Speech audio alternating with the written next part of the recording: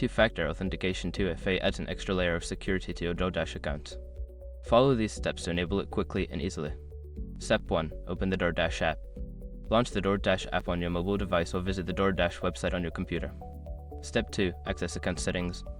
Log into your account, then navigate to the account settings. This is usually found by tapping on your profile icon or the menu icon. Step 3. Select security settings. In the account settings menu, look for the security settings option. Click or tap on it to access the authentication options. Step 4. Enable two-factor authentication.